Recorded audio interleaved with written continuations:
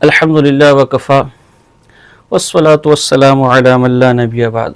معزز و محترم سامعین ناظرین، آج سے کافی عرصہ پہلے بریلیوں کا جو ذیلی فرقہ خطائیہ کہلاتا ہے، اس کے ڈاکٹر اشرف آصف جلالی نے شیخ الاسلام والمسلمین استاد محترم حضرت مولانا مفتی محمد تقی عثمانی صاحب دامت برکاتہ العالیہ کو مناظرے کا چیلنج دیا، جو اسی وقت مناظر اسلام حضرت مولانا مفتی نجیب العمر صاحب دامت برکاتہ نے قبول کیا، اور یہ بما اپنے شاگردوں کے آج تک اس سے مفرور ہے۔ کچھ دنوں پہلے رضا خانیوں نے اسے دوبارہ وائرل کیا، مجھے معلوم نہیں تھا، میں سفر پر تھا۔ سفر کے دوران مجھے ساتھیوں نے، طلباء نے بتایا، تو میں نے بھرے مجمع کے اندر الحمدللہ نہ اس چیلنج کو قبول کیا، بلکہ خود اسے آئینہ دکھایا کہ تیری حیثیت خود تیرے مسلک میں کیا ہے، یعنی خود اس کے مسلک کہ لوگ اس کے کفر پر کتابیں لکھ رہے، اسے حیض کی پیداوار کہہ رہے، اور وہ الفاظ جو میں دہرا بھی نہیں سکتا، ظاہر ہے اس کے لیے رضاخانی زبان چاہیے جس سے ہم قاصر ہیں۔ پھر اس کے بعد ہم نے اپنی پچھلی ویڈیو میں ایک انکشاف آپ کے سامنے کیا تھا کہ بقول ڈاکٹر اشرف آصف جلالی کے حسام الحرمین میں اعلیٰ حضرت فاضل بریلی نواب احمد رضا خان نے علماء دیوبند کی، علماء اہل سنت کی تکفیر کی، اور پھر اس کے 7 سال بعد تمہید ایمان لکھی جس میں انہیں مسلمان کہا۔ تو ہم نے اس پر یہ مدعا پیش کیا کہ اس وقت میں تو خود اعلیٰ حضرت دائرہ اسلام سے خارج ہیں، اور مرتدین کے بارے میں جتنے فتوے ہیں وہ سارے جا کے اعلیٰ پر قبر کے اندر فٹ ہو جاتے ہیں، اور چونکہ آپ ان کو اپنا پیشوا مانتے ہیں، اپنا بڑا مانتے ہیں، امام اہل سنت مانتے ہیں، لہٰذا آپ بھی اس فتوی ارتداد میں شامل ہیں، جس کا جواب ظاہر سی بات ہے ان کے پاس کوئی نہیں ہے۔ اب تیسرا ایک حوالہ آپ کے سامنے، انکشاف آپ کے سامنے لے کر آتا ہوں۔ ہم نے 2017 میں بھی ہم نے طلبہ کے ذریعے اس پر ویڈیوز بنائی ہیں، لیکن چونکہ موضوع تازہ ہو گیا لہذا دوبارہ ہم باتوں کو ہم تازہ کر رہے ہیں۔ اب آپ عجیب بات سنیے کہ تحریک لبیک کے جو سرپرست اعلیٰ تھے پیر افضل قادری، انہوں نے اپنے بیان میں جو تحریک لبیک کے امیر تھے مولانا خادم حسین رضوی، انہیں خدا کہا، اور پھر خادم حسین رضوی صاحب ہی کی موجودگی میں سٹیج پر تحریک لبیک کے ایک شخص نے پیر افضل قادری اور خادم رضوی کو نبی کہا کہ علماء امتی کا انبیاء بنی اسرائیل، تو یہ انبیاء بیٹھے ہوئے معاذ اللہ۔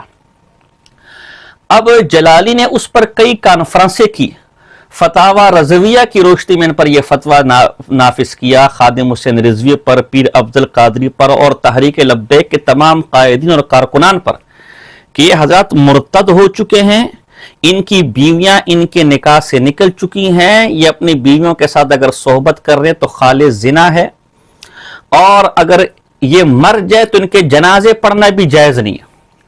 لیکن آپ ان کی عقل کا ماتم کریں کہ جب خادم حسین رضوی مرا تو خود یہ جلالی اس کے جنازے میں شریک ہوا، تو اب خود ان کا فتویٰ ہے، جلالی کا بھی اور ان کے آل کا بھی، کہ جو کسی مرتد کے جنازے میں شریک ہو وہ خود مرتد ہے، خود دائرہ اسلام سے خارج ہے۔ تو اے جلالی، آپ علماء دیوبند کی ایمان پر مناظرہ کرنا چاہتے ہیں، تو خود اپنے فتوے سے ایمان سے تہی دامن ہے، اور منافقت کی انتہا دے کہ ایک شخص کا خود تو نکاح باطل قرار دیتا ہے، اسے مرتد قرار دیتا ہے، اور پھر اس کے جنازے میں بھی شریک ہو جاتا ہے۔ تیرے شاگرد کہتے ہیں کہ موت کے ساتھ سارے اختلافات ختم۔ تو اگر بالفرض الاعاذ باللہ علی سبیل التنزل علی سبیل المحال والفرض، اگر علماء دیوبند میں بھی تجھے کوئی ایسی بات نظر آئی تو ان کے مرنے کے ساتھ تو نے معاملہ سارا ختم کیوں نہیں کر دیا، ساری بات ختم کیوں نہ کر دی؟ اب یہ ساری باتیں منظر سے نہیں کہہ رہے، بلکہ ان کے ہی مستند مناظر مفتی راشد رضوی نے ان کی ساری منافقت عوام کے سامنے رکھی۔ آپ دیکھیں کہ یہ جلالی کس طرح خادم حسین رضوی پر کفر کے فتوے لگا رہے، ارتداد کے فتوے لگا رہے، اور پھر اسی خادم رضوی اور اس کے جنازے کو ناجائز کہہ رہے، اور پھر اسی رضوی کے جنازے میں شریک ہو رہے۔ سنیے ذرا۔ تو کیا یہ بندہ نبی ہے؟ کیا یہ ابو حنیفہ سے بڑا ہے؟ کیا عمر فاروق سے بڑا ہے؟ وہاں تو یہ ہے کہ قرآن و سنت سے کوئی بھی بات کرے تو اس کی بات سنو، تو یہ جنہیں پتہ ہی نہیں قرآن و سنت کا، اپنے کارکنوں کو یہ مزاج کس نے بنا دیا کہ بس کان بند کر لو، کسی کی نہ سنو، اور خود اپنے آپ کو خدا کہلوائے، شرم نہ آئے، اپنے آپ کو نبی سننے کہتے ہوئے کو ان کی غیرت مر جائے۔ فتاوی رضویہ کے لحاظ سے ان لوگوں میں نکاح ٹوٹتے ہیں، ان کی بیویاں دنیا سے نکل چکی ہے، کلمہ پڑھیں گے تو پھر ان کے پیچھے کسی کی نماز ہوگی۔ یہ فتاوی رضویہ کے 10 فتوے میں نے دکھائے، تو کیا فتاوی رضویہ رضوی کے لیے ضروری نہیں ہے؟ کیا اللہ کی توحید سے بھی بڑا کوئی مسئلہ ہے؟ اللہ کی توحید، اعلی حضرت سے پوچھا گیا کہ اگر کوئی بندہ پیر کو خدا کہے اور اس معنی میں کہے کہ یہ مرشد ہے، رہنما ہے، تو کیا یہ معنی وہ اللہ والا معنی چھوڑ کے صرف خدا کا لفظ بولے پیر پر، لیکن مرشد کی تعبیر کے ساتھ؟ تو میرے امام نے کہا پھر بھی کافر ہے۔ اگر پیر سن کے چپ کرے وہ بھی کافر ہے، جو ان میں شک کرے وہ بھی کافر ہے۔ تو جب فیض آباد میں کہا گیا کہ لبیک میں 2 خدا نہیں ہو سکتے، یہ خدا کا لفظ بندے پہ بولا گیا، میں تو موجود نہیں تھا، جس نے بیٹھ کے سنا اس کا بھی نکاح ٹوٹا، وہ بھی کافر ہوا۔ پھر تیسرا پوائنٹ یہ آیا کہ ڈاکٹر صاحب نے پیر افضل قادری کے بارے میں اور علامہ خادم حسین رضوی صاحب کے بارے میں فتویٰ دیا، اور فتویٰ کفر کا دیا۔ یہاں تک کہا کہ ان کی بیویاں ان کے نکاح سے نکل چکی ہیں اور ان کے جنازے کون پڑھے گا؟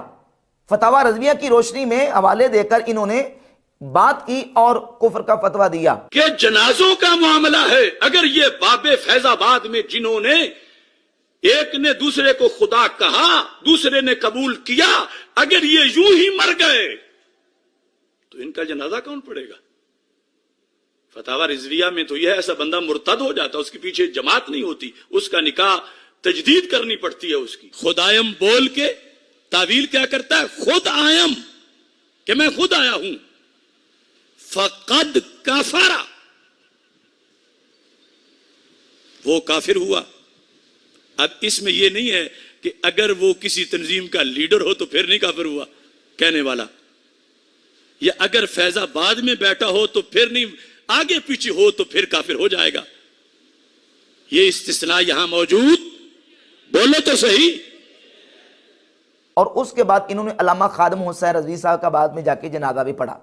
سوال یہ پیدا ہوتا ہے کہ آپ کا جنازہ پڑھنا درست ہے یا کہ آپ کا فتویٰ دینا درست ہے؟ اگر فتویٰ درست ہے پھر جنازہ کیوں پڑھا؟ جنازہ پڑھا تو آپ کا فتویٰ اس کا مطلب درست نہیں ہے۔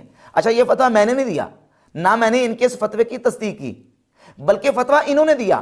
اب میرے کھاتے میں میرے خلاف جو مرضی کوئی پراپوگنڈا کرے، گزارش یہ ہے کہ میرا جو تحفظ تھا وہ یہ تھا کہ ان میں سے دونوں میں سے کون سی بات درست ہے، کون سی بات غلط ہے، اس کا آپ جواب دیں، کیونکہ اس کا سنا کہ یہ جو بابے تھے افضل قادری اور خادم رضوی، ان کو انہوں نے خدا کہا تو سننے والے بے غیرت، جو چپ رہے وہ بے غیرت، سننے والے مرتد، کہنے والے مرتد، چپ رہنے والے مرتد۔ ان کی بیویاں نکاح سے نکل چکی، فتاوی رضویہ کے 10 فتاوی کی روشنی میں کافر ہے۔ ان کے پیچھے نماز نہیں، جب تک توبہ نہ کر لیں، ان کے جنازوں کا کیا ہوگا؟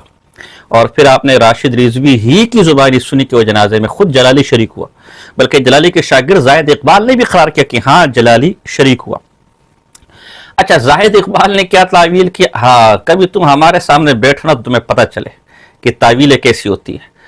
تو کہا کہ جی وہ لزوم کفر اور التزام کفر کا فرق تھا، جو ہے وہ لزوم کفر اور چیزیں، التزام کفر اور چیزیں، لزوم کفر کا فتویٰ تھا، التزام کفر کا نہیں۔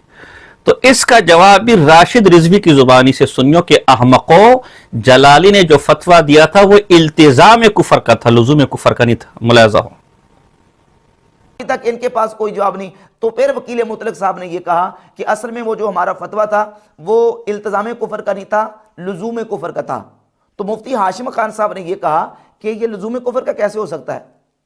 یہ تو آپ نے حکم لگایا ہے کہ بیویاں نکاح سے نکل گئیں اور جنازے کون پڑھے گا، یہ تو التزام کفر ہے۔ کیوں نہیں آخر جب ان کو نبی کہا گیا، نبی کا لفظ، قادیانی چینلوں پر وہ کلپ چل رہا ہے کہ یہ پیر افضل قادری اور مولانا خادم دونوں سٹیج پہ بیٹھے تھے داتا صاحب کے سامنے، مقرر کہتا ہے علماء امتی کا انبیاء بنی اسرائیل، تو ترجمے میں کہتا ہے یہ سٹیج پہ 2 نبی بیٹھے ہوئے ہیں۔ تو کہاں گئی تھی ان لوگوں کی غیرت؟ کیا یہ حق رکھتے ہیں آج دین کا نام لینے کے لیے؟ مرزا قادیانی کا اور قصور کیا تھا؟ یہ چوڑے ہو کے کبھی خدا کہلوائیں، کبھی نبی کہلوائیں اور فتوے اوروں پہ لگائیں۔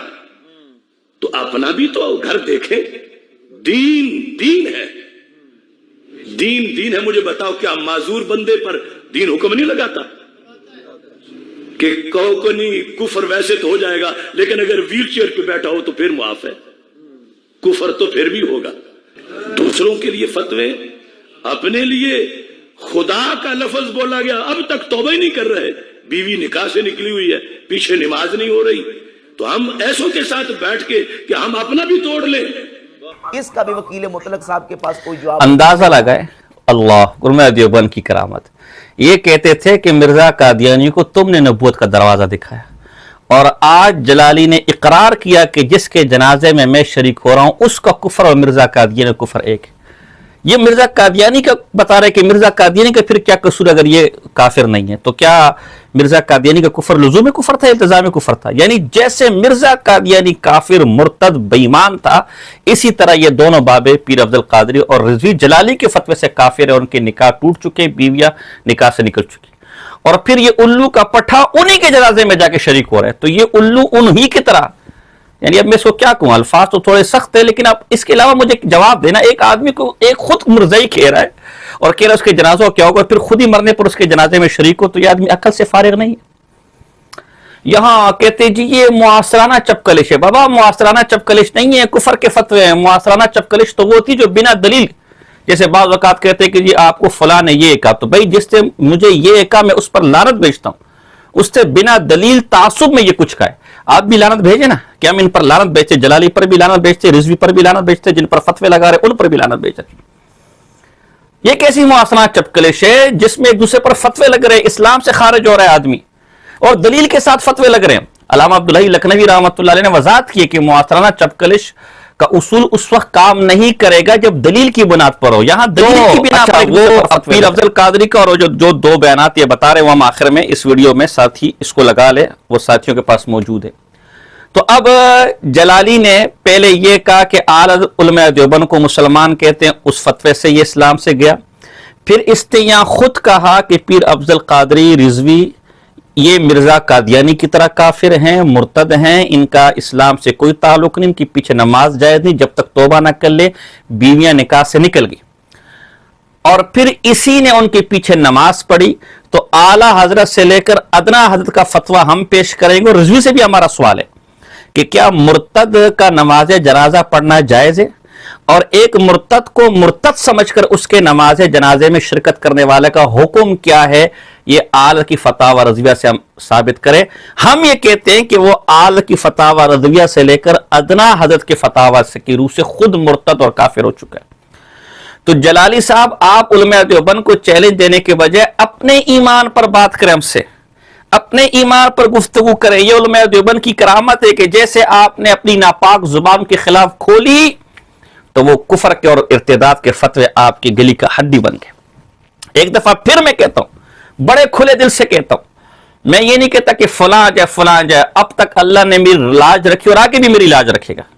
اگر جلالی میں غیرت، جرت، حمیت ہے، ویسے تو خود کہہ چکا ہے کہ جو بے غیرت ہوگا وہ ان کے اس کفر پر خاموش ہوگا، اور آج جلالی خود خاموش ہے. تو وہ اپنی وضاحت تو خود کر چکے، اپنی حیثیت خود بتا چکے. لیکن میں پھر بھی کہہ رہا ہوں، کسی میں غیرت ہے، چاہے جلالی ہو چاہے کوئی بھی ہو، وہ جلالی کے ان فتاوی کی روشنی میں اس کے کفر اور ایمان پر ہم سے بات کرے. نمبر 2، اعلی حضرت کے اپنے فتاوی اور ان کے ہم مسلک علماء کے فتاوی، مشائخ کے فتاوی، اصولوں کی روشنی میں ہمارا یہ دعویٰ ہے کہ وہ مسلمان نہیں ہے. علی سبیل التنزل بالفرض والمحال فرعون کا ایمان تو ثابت کیا جا سکتا ہے، لیکن اس آدمی کا ایمان ثابت نہیں کیا جا سکتا. ہم سے گفتگو کرو. اور نمبر 2، حسام الحرمین میں اعلی حضرت نے جو فقیہ الاسد حضرت مولانا شبہ گنگوئی صاحب رحمۃ اللہ تعالی علیہ کی طرف جھوٹا فتویٰ منسوب کیا، ہمارے سامنے بیٹھ کر اسے سچا ثابت کرو. میں پھر رب محمد کی قسم کھا کر کہتا ہوں، اللہ نے میری اس قسم کی لاج رکھی ہے اور میری زندگانی تک لاج رکھے گا کہ یہ مرتے مرتے مر جائیں گے، الٹے لٹک جائیں گے، ان کی زبانیں باہر نکل آئیں گی. یہ فیس بک پر اچھل اچھل کے مر جائیں گے، یہ یوٹیوبوں پر اچھل اچھل کے مر جائیں گے، کتابوں میں اچھل اچھل کے مر جائیں گے، لیکن ہمارے سامنے دو بدو بیٹھنے کی انہیں ہماری زندگانی میں جرت نہیں ہوگی. تو یہ علماء دیوبند کی کرامت ہے. میں نے اپنی کتاب دفاع السنہ والجماعت میں بھی اس کی وضاحت کی ہے. اچھا، ایک اور بات یہ آپ کو دلچسپ بتاؤں. آج تک یہ علماء دیوبند پر اعتراض کرتے رہے، اپنی کتابوں میں جھوٹ لکھا کہ تحذیر الناس پارلیمان میں قادیانیوں نے پیش کی تھی۔ میں نے اپنی دفاع میں اس کا رد کیا، اور محترمہ فہمیدہ مرزا نے جو پارلیمان کی سرکاری کارروائی شائع کی اس میں بھی کہیں بھی منقول نہیں ہے کہ تحذیر الناس کہیں پارلیمان میں پیش ہوئی تھی۔ لیکن جلالی ایسا سکہ بند بے ایمان اور گستاخ ہے کہ بی بی فاطمہ رضی اللہ تعالی عنہ کی جو گستاخی ان کے مسلک کے بقول اس آدمی نے کی تھی، اس کے خلاف پاکستان کی تمام پارلیمانوں سے قراردادیں منظور ہوئی۔ یہ پاک و ہند کا پہلا مولوی ہے جس کی گستاخی پر پارلیمان سے قرارداد منظور ہوئی اور اسے جیل ہوئی۔ علماء دیوبند پر آج تک اعتراض کے قادیانیوں کا دروازہ انہوں نے دکھایا۔ علماء دیوبند پر آج تک اعتراض کے پارلیمان میں تحذیر الناس پیش ہوئی، یہ تحذیر الناس کے کفر کی سب سے بڑی دلیل ہے۔ لیکن یہ ایسے سچے سچے منافق ہیں کہ جس کی گستاخی پر پارلیمان سے تاریخ میں انوکھا واقعہ، پاک و ہند کے اندر بڑے بڑے زندیق پیدا ہوئے ہوں گے، لیکن سوائے مرزا قادیانی اور مرزائیوں کے پارلیمان کے اندر کسی گستاخ، اور خاص کر جو اپنے کو مسلمان اور مولوی کہتا ہو، اس کے بارے میں کوئی قرارداد پاس نہیں ہوئی۔ جلالی یہ دنیا کا واحد اور رضا خانی دنیا کا واحد مسلک ہے جو اپنی نسبت اسلام کی طرف کرتے ہیں، اور جن کے خلاف ایک اسلامی ملک کی پارلیمان، مرزائیوں کے بعد یہ اعزاز جلالی کے حق میں کیا اعزاز پایا جلالی نے؟ جلالی کے حق میں آئے کہ یہ گستاخ ہے، بے ایمان ہے، اور اسی گستاخی پر اسے جیل ہوئی تھی۔ تو میں انتظار کروں گا کہ کس مائی کے لال میں جرت ہوتی ہے اور ان موضوعات پر سامنے آتا ہے، لیکن نہ خنجر اٹھے گا نہ تلوار ان سے، یہ بازو میرے آزمائے ہوئے ہیں۔ آپ بھی انتظار کریں، میں بھی انتظار کرتا ہوں۔ وما علینا الا البلاغ المبین۔